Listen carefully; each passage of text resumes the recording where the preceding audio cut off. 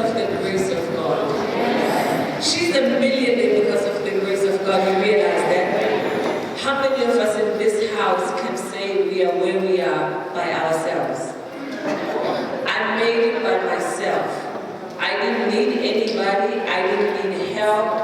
I am where I am because I'm smart. I'm not that smart. It's by the grace of God. David spoke about the fruits. By their fruits you will know them. And sometimes one of the things that we do is we compartmentalize our relationship. You take your relationship, your spiritual relationship, you put it in one bag. And you say, this is where I go for spiritual things.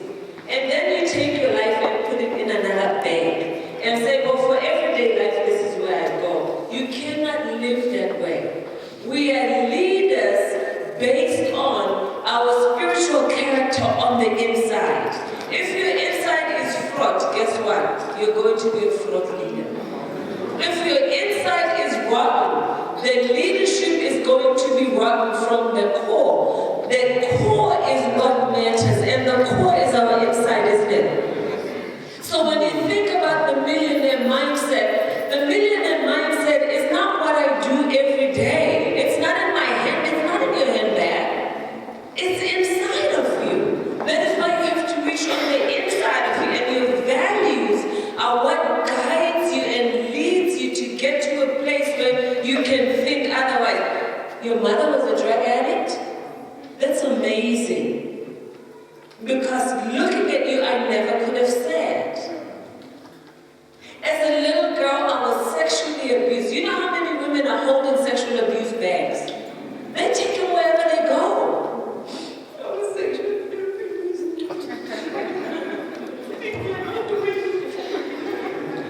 They struggle.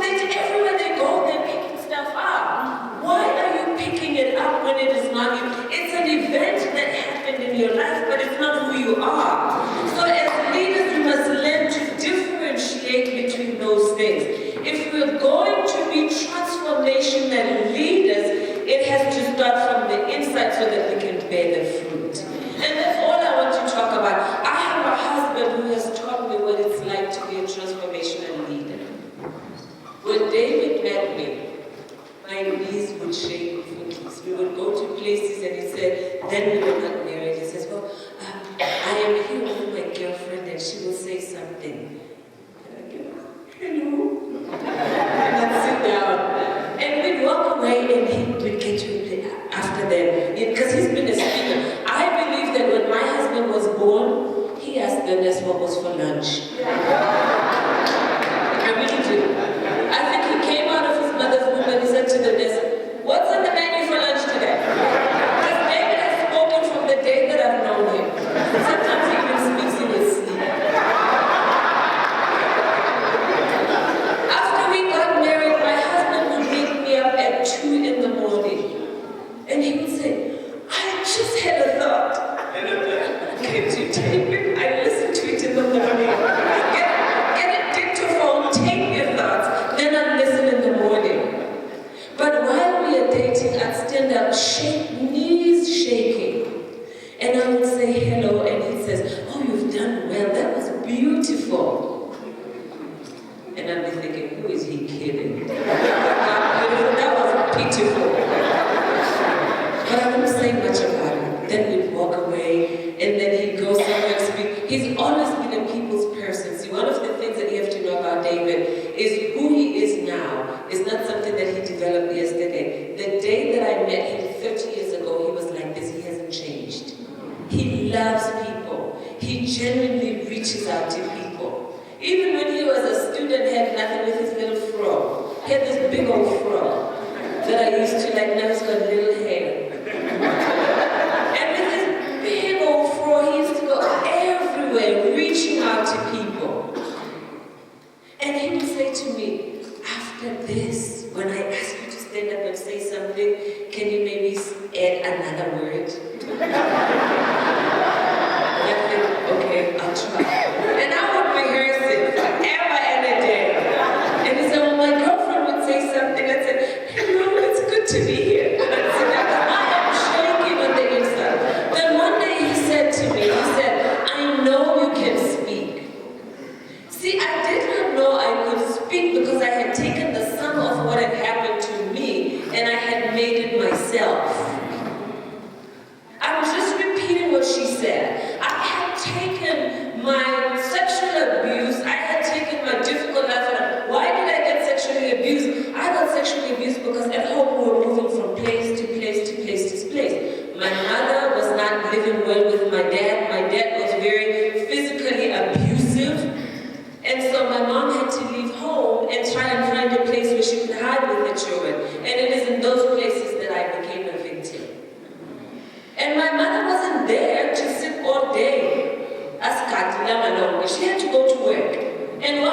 that things would happen. So I had taken all those things that had happened and they had become me.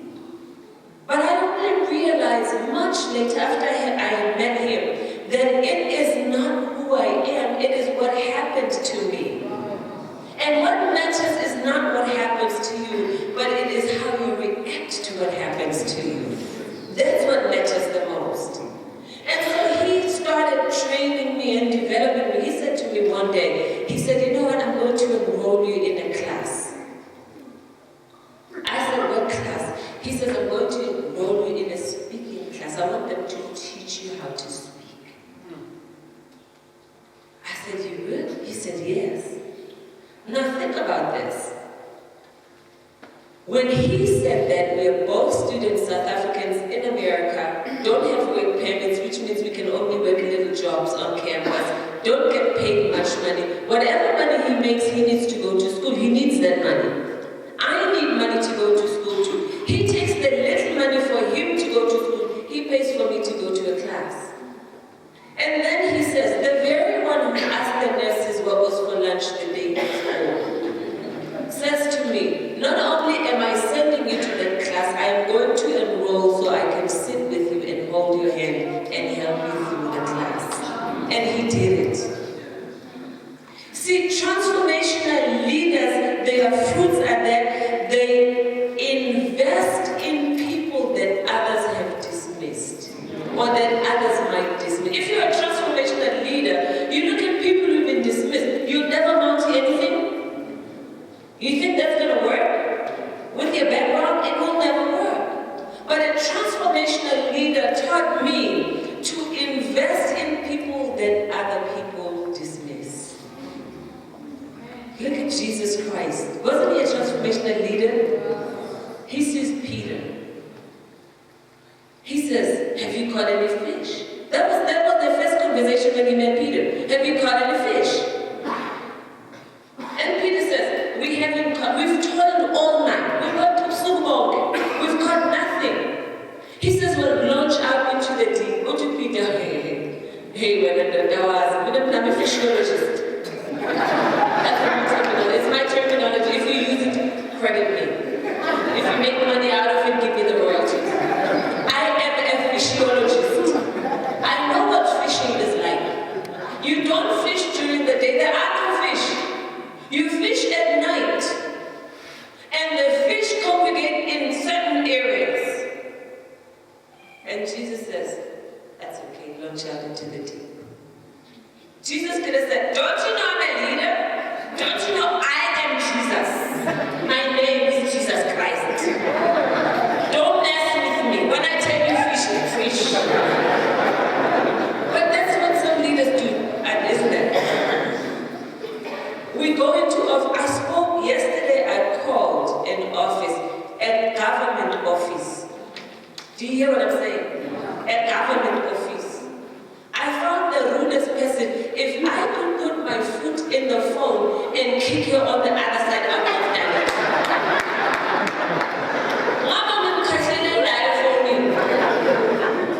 Some kind of people that you find, when they are leaders, they lord over you with their positions. They want you to feel who they are by virtue of their position. There was a commission, do you still remember a commission in 5 Roses? Do you still remember that one? I think you remember it. At the airport.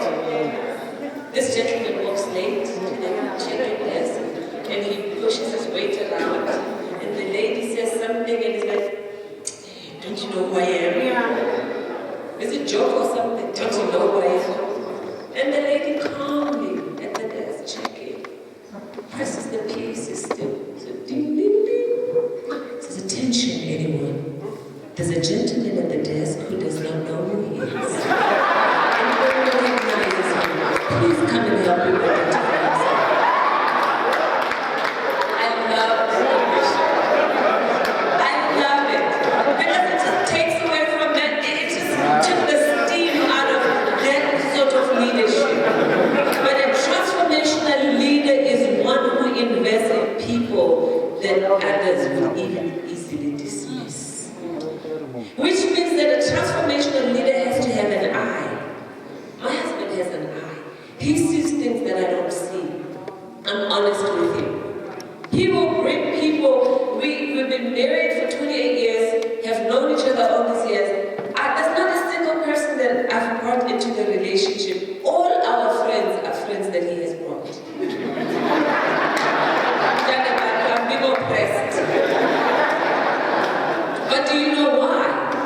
Because he sees into people. He does not see people, he sees into people. And he will tell me, Mazo, this is the right person.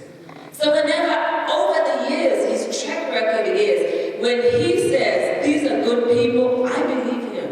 Because he's brought very good people into our lives. Transformationally, it means you don't move on your own. You move with others. But how can you move if you yourself are not developed? So you have to develop yourself first in order to see others and then bring them along. There are people who are comfort. Let me ask, how many people are readers? Honestly, the Bible is a very good book to read, but right now I'm going to say let's exclude the Bible, let's exclude Ace and Lord, let's exclude you, let's exclude all. How many people are readers in the house? Look around. If you think you can put your hands down. If you want to be a leader, be a reader. Leaders are readers. Dr. Minister said she could give you a laundry list of books to read. If you were to look into my iPad right now, you will see how many books I have. If you look into my desktop, you'll see how many books I have. If you come into our house, the only thing, or one of the major things I ask God for is, God, please don't let our house burn down. There's too many books in our house. We have children, 20 years old, 17 years old, that we gave the love of reading to. You know how your children love to read? How they will learn to love to read? When they see you reading. You can't tell them to read when you don't read. And as leaders, we must read. One of my biggest problems is that academics have left the pulpit. Academics are not in the church anymore. Pastors stand up and they will be anointed, and we love the anointing because it breaks the yoke. We need the anointing. But when there are no academics, the teaching is so shallow that when our children leave church and they go to universities, because they find people who read and they question them and they cannot stand up. When you go to have you heard sometimes they say Christians are emotional? You know why they say we're emotional? Because it's validation of not being able to read. We don't read. And so if somebody comes to you and they question you with research and proven data, what do? We fight, we become emotional. And they say Christians are emotional. No, we're stupid, we're not emotional. We don't read. My husband and I went to Ghana some time ago and we stayed at a bed and breakfast. We were doing a weekend seminar, stayed at a bed and breakfast. We saw this guy. And he was staying in the same bed and breakfast, so we happened to be in the kitchen, in the dining area eating. So when we are eating, he talks to us and he's talking, and finally he says, Dr. Molapo, I'm an ANC member. I love ANC. He says, and I'm in Parliament, and the thing that bothers me is we don't read. I said, what do you mean?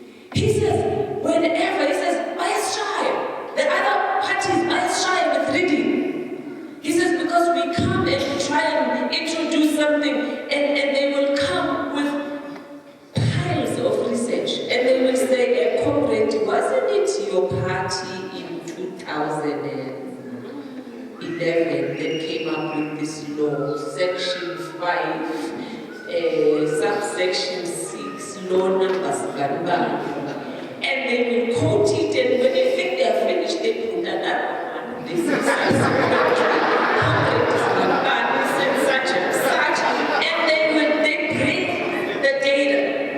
And when they finish, they say, can the chairperson respond? And he says, Dr. Molapo, do you know what we do? And we say, no. He says, we say, the chairperson, when they say that, it is caucus. He says, and we leave to caucus. And when we get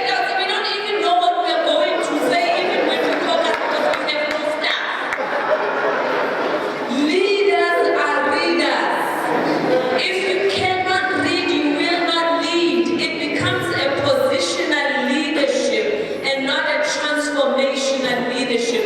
Because the transformational leadership says, I've got my facts and I'm going to help you with the facts that I have so you can change. So if I want to change something, I'm going to change it using facts. As he said, in God we trust, all else bring facts. No facts, talk to the end. We have a 17-year-old daughter. Going back to reading. Our son is studying zoology. Loves zoology from when he was born. He loved animals.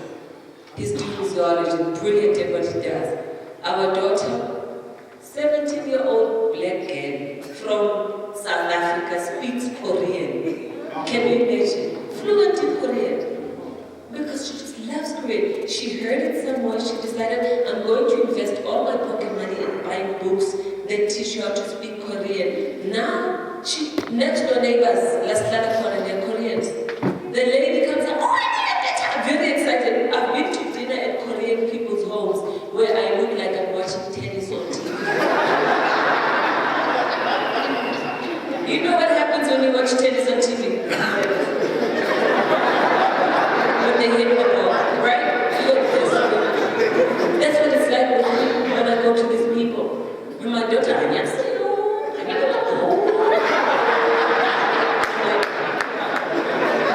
and I'm surprised that I'm looking at her mouth. Because it's like, this is a black child from South Africa. And this Korean woman, I don't know.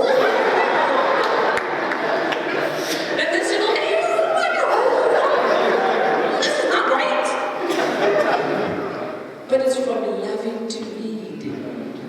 Reading opens avenues for us as leaders that we otherwise would never have seen.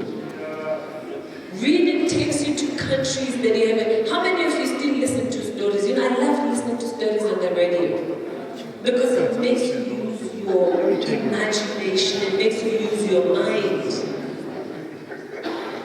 The mind is a terrible thing to waste. If you put Kardashian in your mind, guess what you're going to do? You are Kardashian.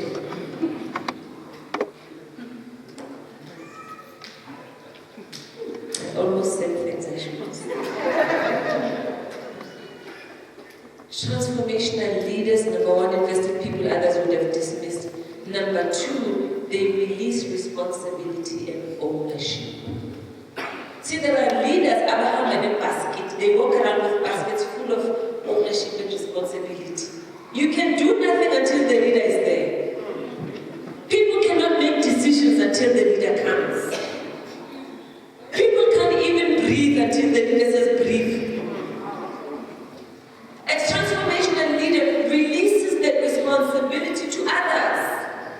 How do you release responsibility to other people? It means you first have to train them, develop them, and mentor them. So transformational leaders are more interested in developing themselves and then developing others so that I can give you the responsibility. People must own the process. Because if you're not developing others, it means as a leader you're just taking a walk. Because leaders must have followers. If you have no followers and you're a leader, let me tell you, you're taking a nice stroll. You're hiking through life, just walking through life. As leaders, leaders must be able to say, do you see that person?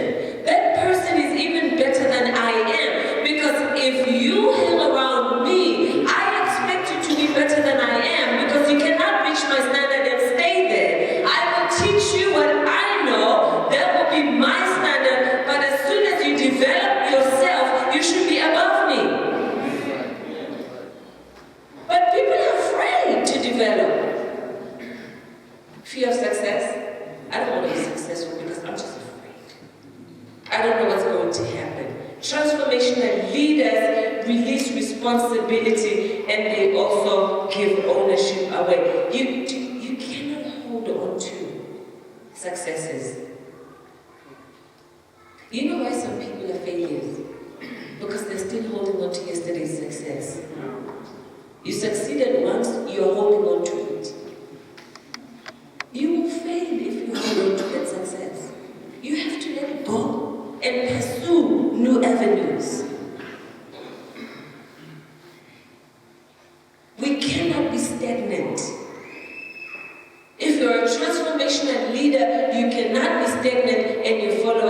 cannot be stagnant. Transformational leaders have succession plans.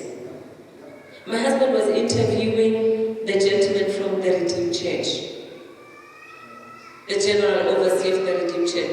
That man, when he calls him, he's a leader.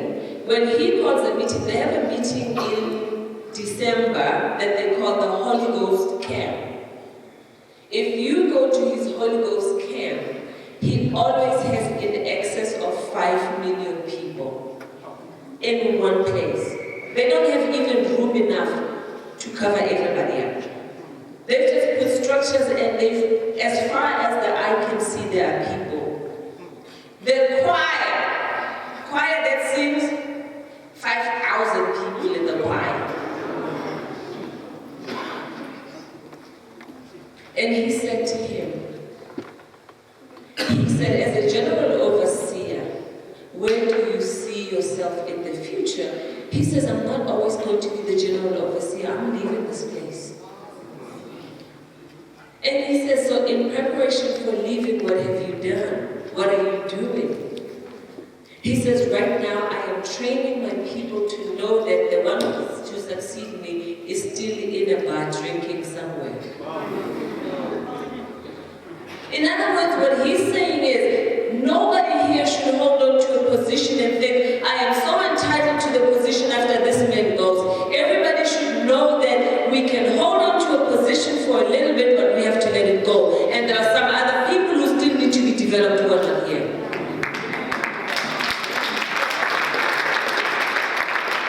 But leaders sometimes are comfortable in being insulated and sitting around with the people that they know. Because I know this group, because I know this crowd, because I know these people, I don't want to go outside of these boundaries. I am comfortable here. In fact, we are comfortable with people who are like-minded, who think like us, who act like us, who talk like us.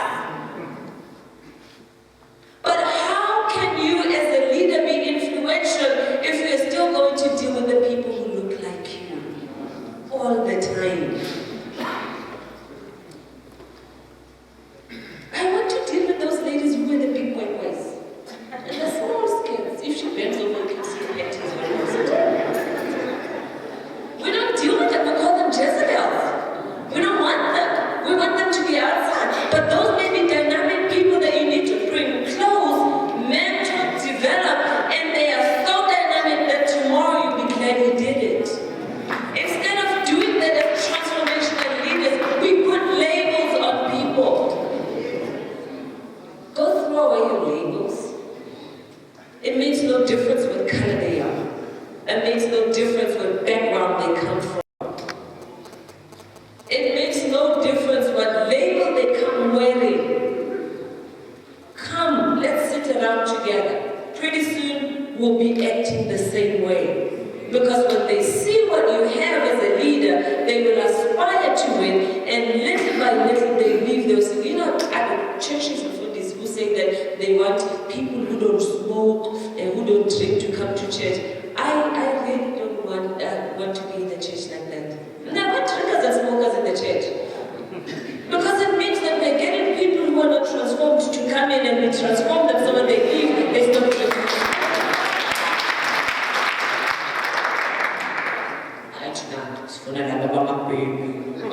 This is a hospital. But if you want a hotel or a resort, go to a resort. The church is a hospital. Sisters some are on crutches, some are on wheelchairs, others have eye patches, but they come here because they can be fixed here. As a transformational leader, know that you should be able to accept people from all sorts of life. Have a succession plan, but be a servant leader.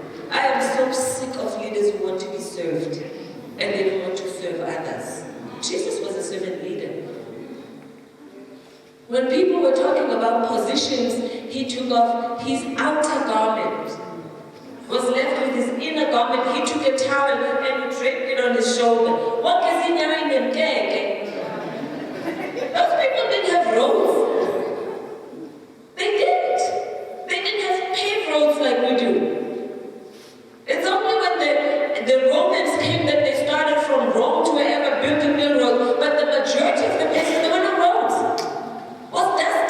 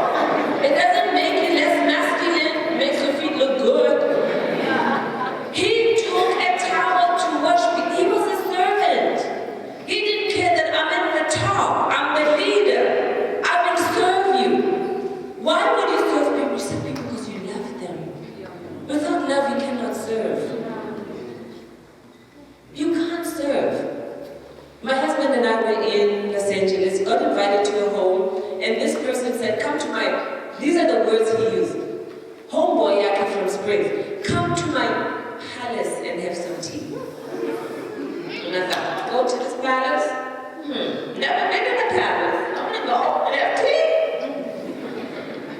So we said times that we'll come to the palace. We go to his palace. He's married to a South African woman from Guatemala.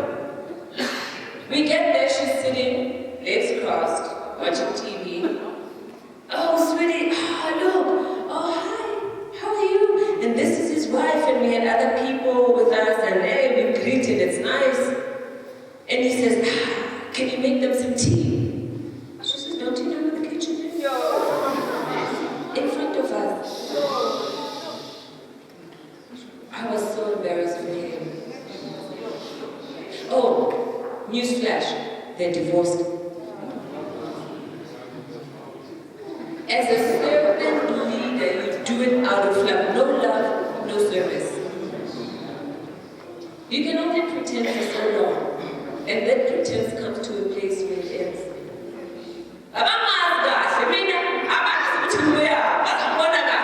You said, people will start knowing your true colors if you're pretending.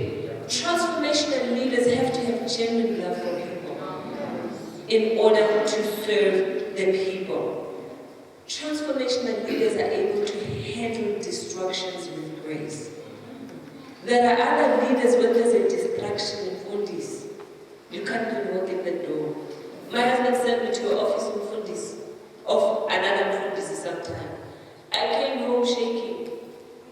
I sat down, he said, what does it give me water to drink? He said, oh, I'm so shaking, I need water. He said, I can go to me, give me water first. That's how shocked I was. Something had made him mad. He was in his office. I was out in the reception area with his PA. He didn't know that I was there. He had used another door to come in. He was mad. He was shouting. He was screaming. He was punching walls. And this lady said, you should go. You can come back tomorrow. I'll make another appointment for you. You could tell she was scared herself. A little destruction threw him overboard. And that's how it ended. True leaders, transformational leaders, must be able to handle distractions with grace. Do you remember when the Pharisees and the priests and the scribes and all of those came to Jesus to try and distract him? Who sinned? Was it this boy? Was it this boy's parents? He's healing this man. Nobody comes to say, hallelujah, look at this man, he's healed. I know he was blind from birth. And when we celebrate, we are born, hey? Send SMSs, hey, we are born. There's a man who touched him, he can see. Instead of saying that, they come and say, well, who's in? Distractions. But with grace, he was able to turn it around. Not getting mad, not getting all agitated. That's how transformational leaders to be. Handle distractions with grace and focus. Have a laser beam focus on your vision. So if you're a transformational leader, you know what you want to do. You know what you want to accomplish. Stick to it. Laser beam. Have you ever seen a laser beam that is being pointed in a place and held straight, shaking all over the place? It doesn't. It only shakes if they shake it everywhere. But if you're holding it straight, it will point directly to where you're pointing it. That's how our vision should be if we want to be transformational leaders. It doesn't matter who says what. You stick to your vision. Let them talk. Stick to the vision. Let them come. Stick to the vision. Let them go. Stick to the vision. Until they call you, stick to the vision person, because they know you don't move to the left or the right. You stick to the vision until you accomplish it. You can't transform if you don't stick to the vision. I've already spoken about this. Develop others so that they can take over after you. When we first came back, we were doing consulting in the corporates. And whenever we would talk about them developing people, they would say, some of them would say, we don't want to develop our staff. And we say, why? Because they said, once we develop them, they move. They go somewhere else. We've wasted money. Human capital development is never a waste of money. Because once you've developed them, even if they leave you and go somewhere else, they take the skill with them. They become better there. And even if it means that God has just called you to transform people so they can leave you, so be it. That may be your purpose. Do it. Do it with your whole heart. And when they leave, you say, next, and then if just for that, ready for the next one to come. You develop them, you transform them, and when they leave, you say, next. I mean, you're ready. You open the door, they flow in, they flow out. Open the door, train them, flow in and flow out. But you will get a reward for that. Transformational leaders hold followers to high expectations. Don't be afraid to hold them to high expectations. You know why? Because you have already trained them. If you have not trained them, then you're afraid. They will break. Nobody breaks. Raise the bar and raise it high. If they say hello, it's okay. Raise the bar and say add a word next time. Add something else to hello. Today, sometimes I'm sure he wants to take a towel and stuff it in my mouth and say, shut up and sit down. He can't do it because he trained me too good. You see what I'm saying? Today I can stand here, I can speak the way that I can. If you had seen me then, I am not the same person that I was, and it took somebody to train and develop me and then hold me to high expectation. We can go to places with this man. Go to places, you hear what I'm saying? On the way. 5 minutes before we get there, he says, you're going to speak and you're going to speak on this topic for an hour. I better be ready. Sometimes he doesn't tell me, I don't know. But because I read it, I've always got something. I don't care where he catches me, how many times he catches me, I can always stand up and I can deliver. Because I got it. It's in the inside. All the time I just tell him, give me 5 minutes, let me organize my thoughts. I'll organize my thoughts and I'll flow. Hold followers to high expectations. Raise the bar. You know what's the funniest thing? If the bar is low, that's how far people will reach. The higher you raise it, people will rise higher. Those who don't want to reach up to the bar, they will march out. Let them go. There's some people who will tell me, I'm not ready for this. I can't do this. Oh, you're not ready? Come back when you're ready. Somebody else will take your space. We will move on. Transformational leaders care more about people than rules and regulations. It means that as a transformational leader, you must have that ability to be able to know when it is time to suspend rules and regulations and care about this person. There are people who will hold on to rules. Who can't know what that confronts? We are following. I'm not rules saying I don't care who says what. I did first, I'm the leader. You have to be able to know when to set the rules aside, not suspend, set them aside for a little bit, where you can pick them up again and move on. Because sometimes we just need to speak into the spirit of the person to build them up first, and then we can bring the rules. And once the person is built up, hey, it's easy for rules to come, it's easy for regulations to come, and then we can start moving on. Transformational leaders always celebrate successes. Have you realized that some leaders are more interested in catching people doing something wrong than they are in celebrating success? Have you seen what happens with teams when they play football particularly? Have you seen what happens when they score? They don't have a person standing on the side with a little book. Molapo scored one. Molapo scored one.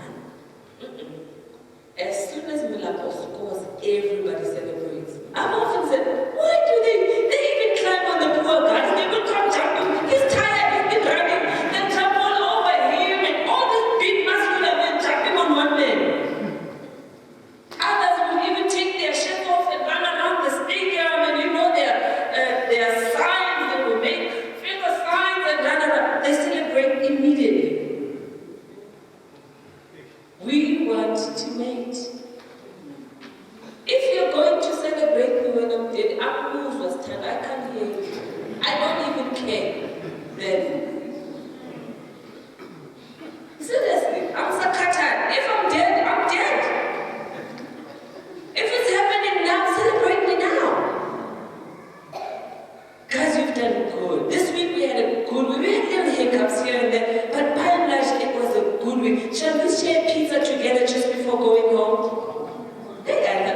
pizza, then I'm sitting down. My husband is a Mubedi, you know, from the northwest, from Limbo. And the Mabedi men are very nice men. They like their pap. And they call it Boswa. And this guy is in a taxi. He's calling his wife. He wants the others to hear that he's calling his sweetheart. Darling? Yes, darling. Don't cook any meat. Just cook the pap. I am bringing some meat. Correct. Scagas shower. Well, then Papa Vena. Got a shower. And the wife said, what are you bringing, dear? Pizza.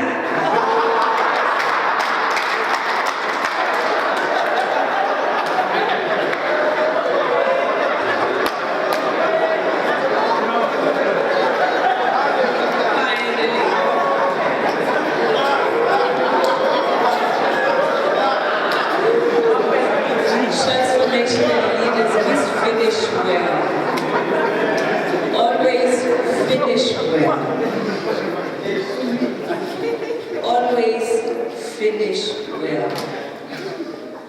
You may have hiccups starting, you may there may be places where you stumble and you fall, but make sure that your finish is well. If we can finish well as transformational leaders, we will have done a great job.